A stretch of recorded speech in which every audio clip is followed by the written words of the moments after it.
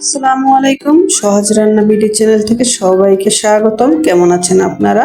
তো আজকের একটি নতুন রেসিপি নিয়ে আসলাম। এটা সবাই ভাজি করতে পারেন, তারপরও আমি আমার মতো করে ভাজি করি, সেটা আপনাদের কাছে তুলে ধরবো, তার জন্য এসেছি। তো এই যে করলাটা কেটে নিয়েছি, এটা স্কিপ করে গেছি, সব তো দেখানো সম্ভব না। তো এই যে পেঁয়াজ কেটে নিচ্ছি। আমি পেঁয়াজ যতটুকু দেবো আর আমি রেখে দেব, অন্য কাজে লাগাবো। তো এই যে আমি আলু কেটে নিচ্ছি কুচি কুচি করে, তবে একদম পাতলা না, আপনি খেয়াল করে দেখবেন যে আমি একটু মোটা মোটা কুচি, যেরকম আলু কুচি খায় সেরকমই রেখেছি, যেন একটু চাবান পড়লে, দাঁতের নিচে পড়লে যেন একটু ভালো লাগে। আলু টেস্টটাই তো আলাদা, তো আলু দিতেই হয় আমার করলা ভাজিতে। আমার হাজব্যান্ড আলু দিয়ে পছন্দ করে, তো আমার বাচ্চারা কেউ খায় না, আমি আর আমার হাজব্যান্ড খাই। তো করলা ভাজি করে ফ্রিজে রেখে দিলে 2 দিন খাওয়া যায়, সমস্যা হয় না। আর আমার হাজব্যান্ড তো রুটি দিয়ে করলা ভাজি অনেক পছন্দ করে। তো এই যে আলু কেটে নিচ্ছি, এটা দেখিয়ে দিচ্ছি এর জন্য যে আমি কিভাবে আলুটা কেটে নিই। করলা তো সবাই কাটতে পারেন।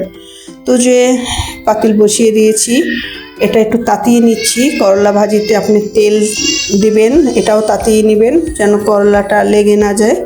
আপনি একটু লাল করে নিব তো আমি করলা, তার জন্য একটু তেলটা সবসময় মনে রাখবেন, করলা ভাজিতে তেল বেশি লাগে।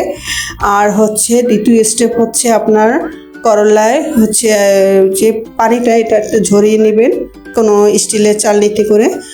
আর কোনো পানি দিবেন না এবং ঢাকনা দিবেন না। আর জালটা রাখবেন একদম ফুল আছে রাখবেন, যেন মৃদু আঁচ না হয়। পানিটা যেন সাথে সাথে টেনে যায় এবং করলাটা সুন্দর করে শুকিয়ে যায়। যাই হোক, এভাবে করে আমি সবসময় রান্না করি, সেটাই আপনাদের কাছে শেয়ার করছি। তো এই যে একটু পেঁয়াজ মরিচ ভেজে নিয়েছি, পুরো ভাজবো না, লাল করবো না, কারণ করলার সাথে ভাজতে ভাজতে এমনি লাল হয়ে যাবে। তো আজকে চিংড়ি মাছ দিচ্ছি না, এমনি নর্মাল ভাজি করছি। চিংড়ি মাছ দিলে আর একটু স্বাদ বেশি লাগে। তো আজকে সিম্পল রান্নাটা দেখাচ্ছি। যদি আমার ঘরে চিংড়ি মাছ না থাকে, কীভাবে আমি ভাজি করি। তো একটু মরিচ দিয়ে দিচ্ছি, কারণ আমরা একটু ঝাল বেশি খাই, এর জন্য বাচ্চারা তো খাবে না। একটু মরিচের গুঁড়া দিলে আর একটু হলুদ দিলে কালারটা ভালো আসে, তাই আমি একটু কালার দিই। অনেকেই দেখেছি আমি হলুদ দেয় না, সাদা থাকে, সেটা অন্যরকম টেস্ট। সেই টেস্টটা আমি কোনো দিন খাই নেই, করি নেই। আমি একটু কালার না হলে ভালো লাগে না সাদা জিনিসটা খেতে। তো এই যে একটু হলুদ মরিচ দিয়ে তারপর একটু নেড়ে চেড়ে নিচ্ছি।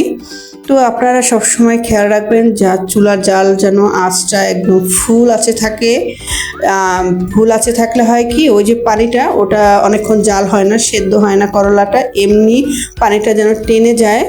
আর তেলটা একদম কম দিয়ে, যে অল্প একটু তেলে করলা ভেজে নিলাম, ভাজ হয়ে গেল না। করলার একটু তেল বেশি লাগে।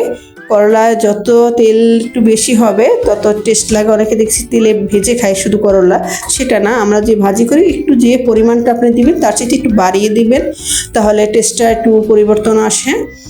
আর তিতা যে বলেন, অনেকে বলে যে তিতা লাগে, করলা খেতে চায় না বাচ্চারা, এই তিতা কম লাগে। এটার জন্য পানিটা যে থাকে না, ফুল আছে, তার জন্য তিতা কম লাগে।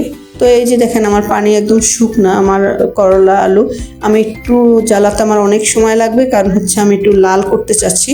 আজকে বেশি লাল করব না, মধ্যম লাল করব, কিন্তু আলুটা একটু দাগ লাগাবো যেন করলা ভাজিটা সুন্দর লাগে। আপনারা এইভাবে ভেজে খাবেন, দেখবেন টেস্টটাই অন্যরকম। তারপর যদি ছাঁকের সাথে আলু, তাহলে তো করলার স্বাদটাই পাল্টে যায়। তো অনেকে তো আলু খান না, সরি, তার জন্য টেস্ট একটু কম আসে। আলু দিবেন, তাহলে একটু টেস্টটা বাড়বে এবং দেখতে সুন্দর লাগে। তো আমরা সবসময় আলু দিয়েই খাই। আর ভাজা হয়ে গেলে খাওয়ার সময় একটু যদি লেবু হয়, একটু আপনার মরিচ হয়, যেমন ফুটকা মরিচ যেটা বলে, বরিশালে বলে বোমা মরিচ, তাহলে তো আর কথাই নেই। তারপর যদি শসা কাটা থাকে, তাহলে খাওয়ার মজাটাই পাল্টে যায়, খেতে অনেক মজা লাগে। তো এই যে আমি উল্টে পাল্টে আর একটু ভাজি করে নেব। আমি আর একটু লাল করছি। অনেকে তো এরকম লাল করেন না, হালকা ভাজি করে উঠিয়ে নেন, সেটাও খাওয়া যায়। আর আমি একটু লাল করি সবসময়। আমার মা সবসময় লাল করে ভাজি করতো। আমার মায়ের হাতের করলা কোনোদিন কেউ বলতেই পারে না যে তিতা লাগে। আমার মায়ের রান্নাটা আমি ফলো করেছি, কিন্তু কোনোদিন করিনি। এখন বয়স হয়েছে, এখন আমার সংসার হয়েছে, এখন করছি, কিন্তু আমার মায়ের হাতের রান্না অনেক মিস করছি।